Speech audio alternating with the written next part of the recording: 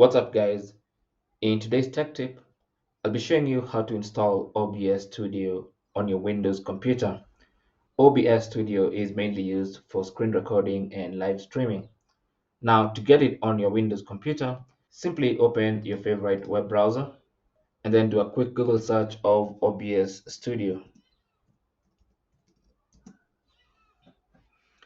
And then you should find the first results. Usually it's obsproject.com. So make sure that's the URL. And that's what you want to click on to go to the official OBS Studio website.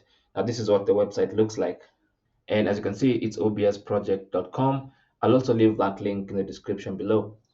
Anyway, since we are on Windows, click on the Windows downloader. So click on that button. And that should open a new tab and also a dialog box where you can choose where you want to save your installer. Now, I'm just going to save mine on the desktop just to make things a bit clear.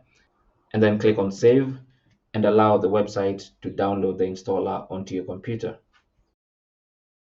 Once it's done downloading, you can click on the downloaded file or simply navigate to where you saved your installer.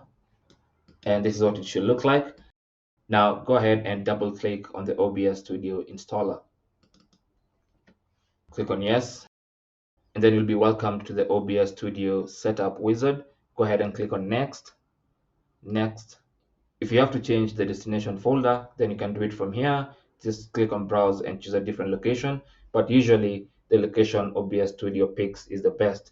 Go ahead and click on Install and simply wait for OBS Studio to be installed.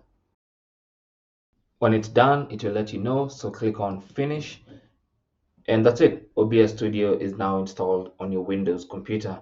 Now, sometimes it will automatically launch itself, just like it's done on my computer.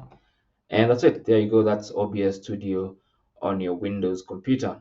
At this point, you can now go ahead and delete the installer because you've already installed